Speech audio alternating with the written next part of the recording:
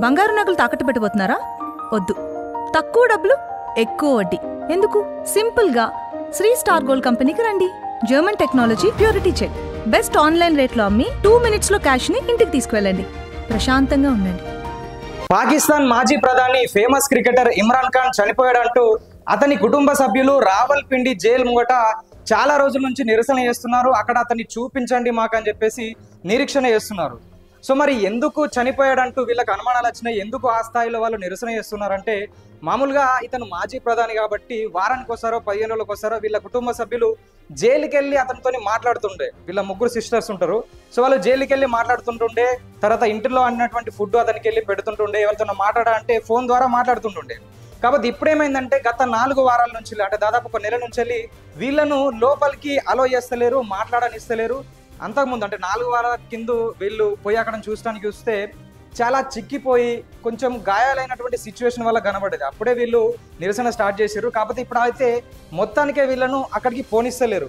కాబట్టి అసలు ఏమన్నా చేశారా, చంపేశారా అనే విధంగా వీళ్ళకి అనుమానాలు వస్తున్నాయి. అందుకోసం నిరసన చేస్తారు. సో ఇంకొకటి ఏంటంటే, నవంబర్ 19 రోజున ట్విట్టర్ వేదికగా చాలా పోస్టులు అయితే బయటకు వచ్చినాయి. సో ఇమ్రాన్ ఖాన్ గారిని అడియాల జైల్లో పాయిజన్ పెట్టి చంపేశారు, అతను చనిపోయాడా అనే క్వశ్చన్ మార్క్తోని చాలా పోస్టులు అయితే వైరల్ అయినాయి నవంబర్ 19th రోజు. అందుకోసమని వీళ్ళకి అనుమానాలు వస్తున్నాయి. ఇంకొకటి ఏంటంటే, అసలు ఇమ్రాన్ ఖాన్ ఒక మాజీ ప్రధాని జైల్లో చనిపోయాడు అనే విధంగా వార్తలు రావడానికి, మరి ఆసిఫ్ మునీర్కును ఈ ఇమ్రాన్ ఖాన్కు అసలు లొల్లులేంది, ఇతను జైల్లో పడడానికి ముఖ్య కారణం ఆసిఫ్ మునీర్. సో మరి ఎందుకు జైల్లో వేసే విధంగా ప్రయత్నాలు జరిగినాయి, అసలు వీళ్ళకి వచ్చిన గొడవేంది, పూర్తి వివరాలు ఈ వీడియోలో అయితే క్లియర్గా చెప్పే ప్రయత్నం చేస్తాం. సో చాలా ఇంట్రెస్టింగ్ ఉంటుంది వీడియోలోకి వెళ్ళే ముందు ఒక్క లైక్ చేసి ఛానల్ని సబ్స్క్రైబ్ చేసుకోండి. 2018లో ఈ ఇమ్రాన్ ఖాన్ రోడ్ షోలు చేస్తే కొన్ని లక్షల మంది జనాలు ఆ షోలకు వస్తుండే, ఇతనికి చాలా మంది ఫాలోవర్స్ ఉంటుండే. సో 2018లో మొత్తం మీద అయితే అట్నో ఇట్నో ఇమ్రాన్ ఖాన్ పాకిస్తాన్ యొక్క ప్రధాని అవుతాడు. పాకిస్తాన్లో ఎట్లా అంటే ప్రధాని వేరు, ప్రభుత్వం వేరు, ప్రధాని వేరు, ఆర్మీ వ్యవస్థ వేరు అన్నట్టు ఒక విచిత్రమైనటువంటి వ్యవస్థ అక్కడ ఉంటుంది. అంటే నామమాత్రంగా మాత్రమే ప్రధాని ఉంటాడు, కాకపోతే మిగతా చర్యలంతా ఈ ఆర్మీ అండర్లో అయితే ఉంటుంది. సో ఇక్కడ కూడా ఇతను ప్రధాని అయినప్పుడు అప్పుడు ఆర్మీ చీఫ్ ఎవరంటే ఖమర్ బాజ్వా. సో ఆ టైంలో ఇతని ఆలోచన ఏంటంటే ఆర్మీని నేను కంట్రోల్ చేయాలని చెప్పి ఇమ్రాన్ ఖాన్ ట్రై చేస్తాడు. సో 2018లో ఇతను అధికారంలో వచ్చిన కొన్ని రోజులకి అసలు కథ స్టార్ట్ అవుతుంది. ఈ ఆసిఫ్ మునీర్ అనేటోడు అప్పుడు ISI చీఫ్ ఉంటాడు 2018లో.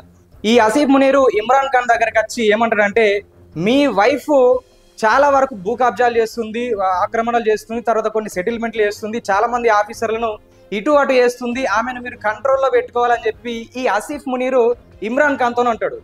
సో ఇమ్రాన్ ఖాన్ అరే నువ్వేంద్రబాయ్ నాకు చెప్పేది అన్నట్టుగా చూస్తాడు, ఇడిచిపెడతాడు. సో ఈ ముంచట వాళ్ళ వైఫ్ దగ్గరకు పోయి ఏంది మరి సంగతికి ఇట్లా అంటుండే ఆసిఫ్ మునీర్ అంటే, నువ్వు అధికారంలో ఉండాలంటే ఒక పని చేయి. సో ఆసిఫ్ మునీర్ అనేటోడు ఈ ISI చీఫ్గా ఉండొద్దు, వాడు ఉంటే నీకు ఎప్పటికీ ఇబ్బంది, వాడిని తీసేస్తే నువ్వు ప్రశాంతంగా నీ పని నువ్వు చేసుకోవచ్చు, నా పని నేను చేసుకోవచ్చు అన్నట్టు వైఫ్ ఇమ్రాన్ ఖాన్తో చెప్తుంది. సో ఇమ్రాన్ ఖాన్ చేసిన పెద్ద మిస్టేక్ ఏంటంటే ఈ ఆసిఫ్ మునీర్ను ISI చీఫ్ నుంచి వెళ్ళి తీసేస్తాడు. తీసేసి ఇతనికి సన్నిహితంగా ఉండే ఒక వ్యక్తి ఎవరైతే ఉంటారో ఫాయిజ్ హమీద్, సో అతన్ని ISI చీఫ్గా పెడతాడు. సో అక్కడ ఇమ్రాన్ ఖాన్ పతనం అనేది స్టార్ట్ అవుతుంది. సో 2018లో ముచ్చట నడుస్తుంది, ఇది అయిపోయింది. తర్వాత 2021లో ఆఫ్ఘనిస్తాన్ నుంచి వెళ్ళి ఈ అమెరికా సైన్యము అమెరికా వాళ్ళ ఆడికెళ్ళి ఇడిచిపెట్టిపోతారు. సో అంటే గతంలో దాదాపు 11 సంవత్సరాల పాటు తాలిబాన్లకు ఈ అమెరికన్లకు ఇవంతా గొడవలు జరుగుతూ ఉంటాయి. సో మొత్తం మీద 2021లో అయితే వీళ్ళు వెళ్ళిపోతారు అమెరికాలో. సో మొత్తం మీద ఆఫ్ఘనిస్తాన్లోని కాబుల్ను తాలిబాన్లు కంట్రోల్ చేసుడు మొదలు పెడతారు.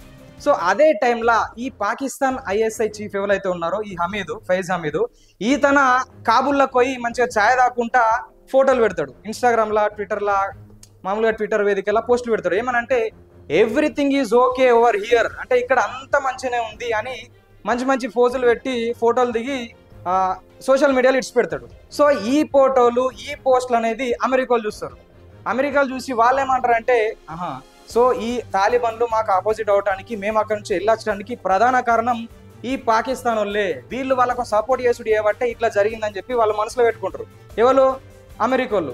ఇదొక పాలిట్. ఇంకొకటి ఏంటంటే ఈ ఇమ్రాన్ ఖాన్ ఏం చేస్తారంటే చైనా దగ్గరికి పోతాడు. చైనా దగ్గరికి పోయి అక్కడ జిన్పింగ్ ఉంటాడు కదా, సో అతన్ని కలిసి వాణిజ్య వ్యాపారాల దృష్ట్యా కొన్ని చేసుకుంటాడు, సంబంధాలు చేసుకుంటాడు. చేసుకున్న తర్వాత ఈ ముచ్చట వాళ్ళకి వెళ్తుంది, మళ్ళీ అమెరికాలకు వెళ్తుంది.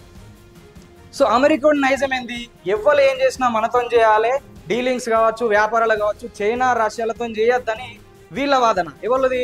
అమెరికా ఉంది. ఎందుకంటే మొత్తం నాదే నడాలి, నా హ్యాండ్ ఓవర్లో వీళ్ళందరూ ఉండాలని చెప్పేసి. సో ఇక్కడ ఐఎస్ఐ ఒకటి జరిగింది, తర్వాత ఇమ్రాన్ ఖాన్ చైనాకు పోయింది, ఇది ఒకటి.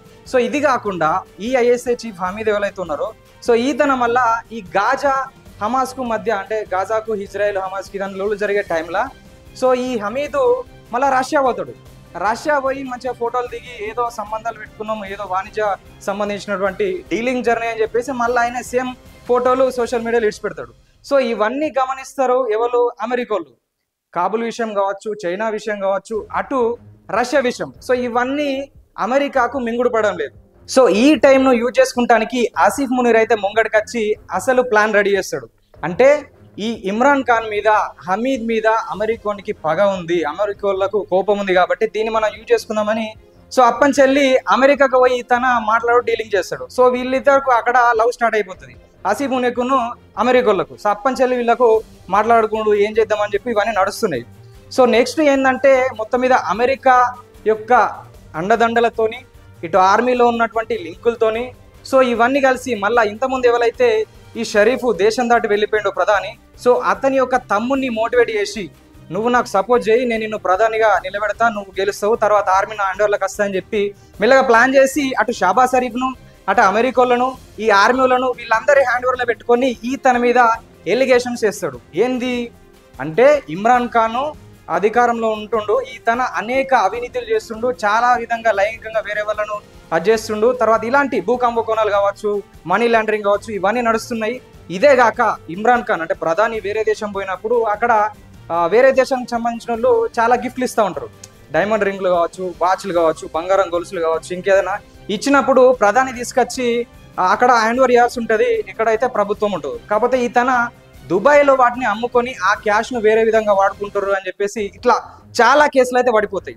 సో అప్పుడు ఈ ఆసిఫ్ మునీర్ కావచ్చు, షాబాజ్ షరీఫ్ కావచ్చు, వీళ్ళందరూ ఏం చేస్తారంటే తనమైన ఈ పార్టీ ఏదైతుందో పాకిస్తాన్ తెహ్రీక్ ఇన్సాఫ్ PTI, సో ఈ పార్టీకి సంబంధించిన వాళ్ళని చాలా మందిని కొంటారు, ఎమ్మెల్యే కావచ్చు, మినిస్టర్ కావచ్చు, కొనుడు, తర్వాత కొంతమందిని బెదిరించుడు, తర్వాత ఈ అవినీతిలు పెడతారు, అవిశ్వాస తీర్మానం పెడతారు. మొత్తం మీద తన నిరూపించుకోలేకపోతాడు. నిరూపించుకోకపోవడం వల్ల మొత్తం మీద అయితే ఇమ్రాన్ ఖాన్ అధికారం నుంచి వెళ్ళి దిగిపోతాడు, దింపేస్తారు ఆటోమేటిక్గా. సో దింపేసిన తర్వాత ఏమైందంటే సో ఇతను దిగిపోయిండు. కాకపోతే మిగతా ఈ PTI కార్యకర్తలు, ఇతనికి సంబంధించిన ఫాలోవర్స్ ఉంటారు కదా, ఈ షాబాజ్ షరీఫ్ అధికారంలోకి వచ్చిన తర్వాత వీళ్ళు దాడులు మొదలు పెడతారు, నిరసనలు చేస్తారు. సో మళ్ళీ ఇతనే కావాలని చెప్పేసి. కాకపోతే కొన్ని రోజులు గమనించినటువంటి షాబాజ్ షరీఫ్ కావచ్చు, ఆసిఫ్ మునీర్ కావచ్చు, వీళ్ళు ఏం చేస్తారంటే ఇట్లయితే కాదు, ఇమ్రాన్ ఖాన్ను జైలు వేయాలని చెప్పి సో మొత్తం మీద అయితే జైలు వేస్తారు. జైలు వేసిన తర్వాత కొన్ని రోజుల తర్వాత మళ్ళా వీళ్ళ నిరసనలు అట్నే కొనసాగుతూ ఉంటాయి. సో ఇట్లయితే కాదని ఏం చేస్తారంటే ఏదైతే ఆరోపణలు ఉన్నాయో, ఏదైతే కేసులు ఉన్నాయో అవన్నీ నిజమే, నిరూపణ అయినాయి, అవినీతి జరిగింది, ఈ షెడ్యూల్స్ లాంటివి ఇవి జరిగినాయి, బయట కూడా ఈ అమౌంట్ అమ్ముకున్నాడు, ఇవన్నీ మొత్తం మీద నిరూపణ అయినాయని చెప్పేసి 10 సంవత్సరాలు జైలు శిక్ష పెడతారు. సో అందుకోసమని ఈ ఆసిఫ్ మునీర్ వల్ల ప్రస్తుతం ఇతన జైల్లో ఉన్నాడు. ఎందుకంటే దీంట్లో అటు అమెరికా హస్తం ఉంటుంది, ఆసిఫ్ మునీర్ హస్తం ఉంటుంది, ఈ ఎంతో కొంత షాబాజ్ షరీఫ్ సపోర్ట్ వల్ల ఇదంతా కలిసి మొత్తం మీద ఈ ఇమ్రాన్ ఖాన్ ప్రస్తుతం జైల్లో ఉన్నటువంటి సిచ్యువేషను. సో ఇప్పుడు పాకిస్తాన్లో అనేక రకాల ప్రాబ్లమ్స్ ఉన్నాయి. అంటే మనం ఇటు బలూచిస్తాన్ చూసుకోవచ్చు, తర్వాత ఖైబర్ పఖ్తూన్ఖా చూసుకోవచ్చు, ఇటు POKలో చాలా వరకు అయితే నిరసనలు జరుగుతున్నాయి, జెన్జెట్ ప్రొటెస్ట్ అని చెప్పిన తర్వాత ఈ హమాస్కు వీళ్ళు సపోర్ట్ చేస్తున్నారని చెప్పేసి లోకల్ వాళ్ళే చాలా నిరసనలు చేశారు.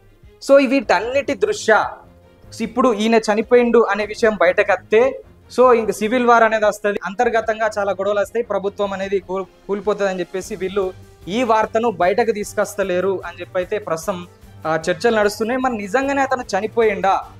ఎందుకంటే 30 రోజుల నుంచి చూపిస్తలేరు, ఫోన్ లేదు, ఏం లేదు, కాబట్టి వీళ్ళు ఇట్లా అనుకుంటారు. సో దీన్ని ఆ ప్రభుత్వం కూడా ప్రకటించలేదు, ఏదైతే చెప్పలేదు.